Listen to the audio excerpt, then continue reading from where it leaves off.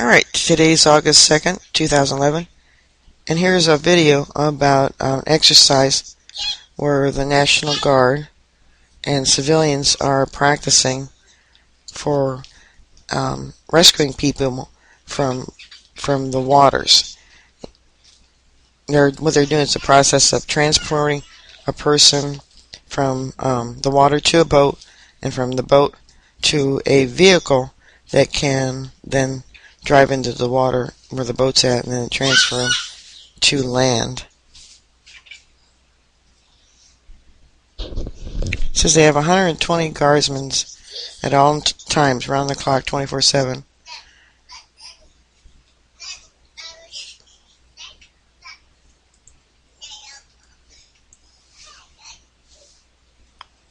On any given day, they have anywhere to from 250 to 300 people constantly monitoring these levees, doing what work needs to be done to keep the levees in place. Currently, they're lowering the amount of water that's coming out of the dams so that the water level has gone down slightly, and I do mean slightly. So they're going in during this time and repairing blowouts, putting in sheets and sandbags for these levees. He says if for whatever reason a levee should fail, this exercise will help them go in and rescue the people. They're working with other agencies, fire departments, local, civil defense, who knows, different, for these practice runs to rescue, just in case. They have, I believe, like 18 levees right now that they feel they could go at any time. He says this is what emergency responders do all the time. Practice, just in case the event does happen.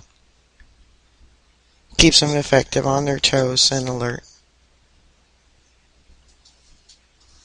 And they're working with local people too, so I guess they're anticipating just in case.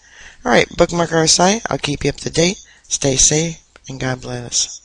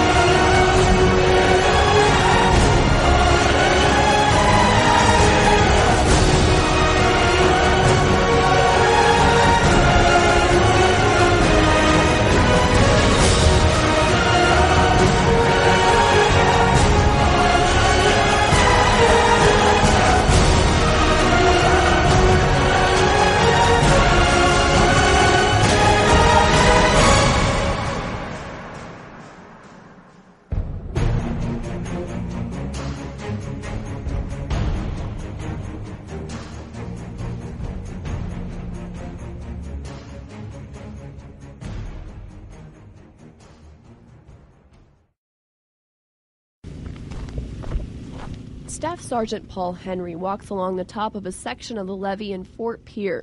He says normally there's at least 2 team members, if not more, monitoring different sections of the levee 24 hours a day, 7 days a week. Henry says they're looking for anything that will compromise the integrity of the levee system. We're trained to look for flow that may be coming underneath the dike. We're trained to look for boils or sand boils as they may be, any sloughing or any problems with seepage coming in under the dike that carries any kind of sediment. Henry says crews also have to watch for debris coming down the river to make sure it doesn't poke holes in the plastic coating that covers the riverside of the dike. You can see here there's a little bit of debris that's accumulated just outside the dike. The problem is when tree trunks get washed down containing a lot of branches, they can rip this thing open pretty easily. Henry says they use good old-fashioned duct tape and sandbags to repair minor holes in the plastic.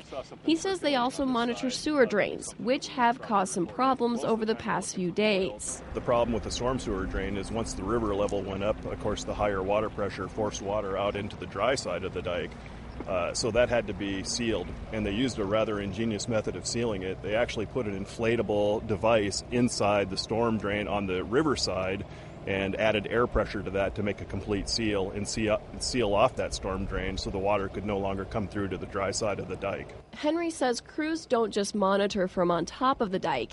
He says they patrol neighborhoods and walk along the edge of the dike, or what they call the toe.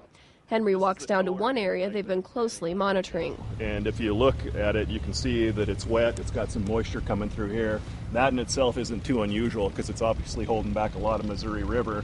Henry walks a little further back from the toe where water has seeped up through the ground. What we typically look for when we come to an area with seepage is we look for any sediment that's being carried underneath the dike and eroding the integrity of the dike. This doesn't appear to have it. It actually looks pretty good, and we've been monitoring this for days now. Henry says if there are any problems with the levee, it's immediately reported and crews are sent to make repairs. He says quick reaction forces are standing by in case a major breach in the levee occurs. For South Dakota Public Broadcasting, I'm Jacqueline Severin in Pierre.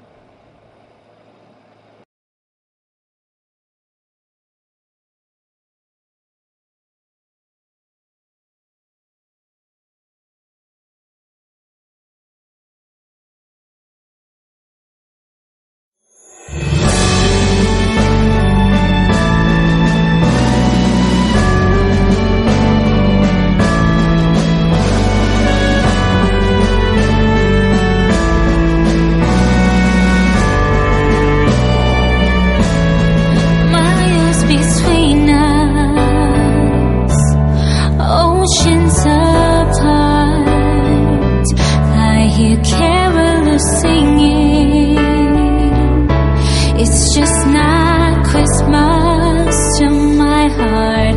Everyone's merry.